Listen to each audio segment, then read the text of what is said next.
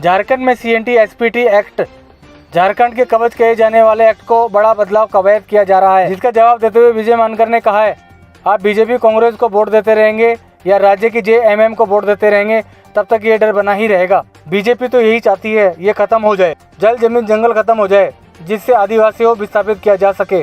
CNT और SPT act 1908, SPT act 1949, Santal Pargana act जिसे कहा जाता है, संविधान में अमेंडमेंट करके लाना पड़ेगा। जो ओरिजिनल पीपल नहीं है, जो ओरिजिनल नहीं माना आदिवासियों को संविधान में, जब तक एपीआई की सरकार नहीं आ जाती तब तक ये डर बना ही रहेगा। क्राउड न्यूज को सब्सक्राइब करें और लाइक करें। धर्मु टुडू जी का है। जोहार सर, झारखंड में सीएनटी सीपीटी जैसे आदिवासियों का कवच कहे जाने वाले एक्ट को झारखंड सरकार द्वारा बड़े बदलाव का कवायद किया जा रहा है, इसमें आपका क्या कहना है?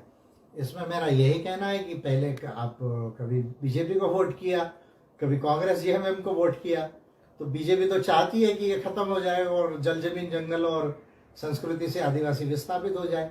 कांग्रेस तो इस पर क्लियर रही नहीं है कभी भी, और जेएमएम को भी क्लैरिटी नहीं है। तो जब तक आप उनको वोट करते रहेंगे तो सीएनटी और एसपीटी एक्ट जो है, CNT act 1908 and SPT act 1949, Santal Pargana act जिसको कहा जाता है, और छोटा नागपुर टेनेंसी एक्ट जो है 1908 या और 9 आई फील, तो वो जो है वो कैसे प्रोटेक्ट होंगे। और इसमें सबसे बड़ा प्रोटेक्शन है कि कॉन्स्टिट्यूशन में आदिवासियों के सेकंड जनरेशन के इंडिजिनियस राइट्स को लाना पड़ेगा, जो एबोरिजिनल ट्राइब्स नहीं माना संविधान ने। और उसके बाद ह्यूमन राइट्स से जो सेकंड जनरेशन के जो राइट्स आए हैं वो कॉन्स्टिट्यूशन में जब तक नहीं आते और जब तक एपीआई की गवर्नमेंट झारखंड में नहीं बनती तब तक ये डर तो हरदम आपको रहेगा।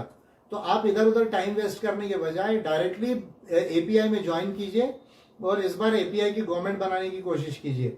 झारखंड का चुनाव जो है वो इस बार हमको जीतना है और उसके पहले लोकसभा का चुनाव है, तो झारखंड से 14 सीटों में कम से कम 5-6 एमपी जिताने की तैयारी कीजिए आप लोग। सर, जॉन मुर्मू जी का सवाल है, how can be improve tribal politics in India? Tribal politics can be improved by understanding, you see, the 17 points agenda what I have presented to the President of India on 9th August 2022, which very exhaustively, you see, analyze what are the, you see, indigenous rights which are to be brought in the Constitution of India and the various laws and policies. So first of all, we have to understand all these things, and second, you see, unless you see the tribals of India understand that they require not a regional party but a all India party, because the problems of tribals are not, you see, local. They are not confined to the states, they are confined to all over the country. So it's a national problem, and it has also something to do with the human rights international law implementation.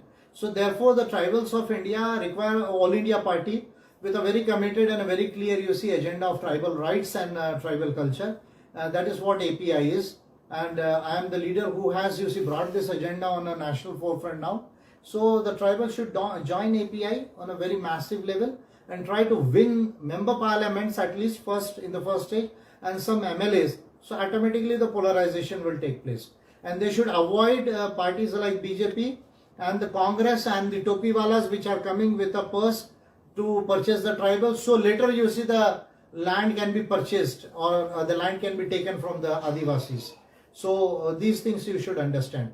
And the political parties like JMM or Gondwana, they should have an alliance with API. Why they are aligning with Congress? For what reasons they are aligning with Congress? They should have an alliance with a party like API. So we can take the whole tribal vote in majority, and the other communities can also vote, and we can have a good representation in the parliament and some states also. Okay.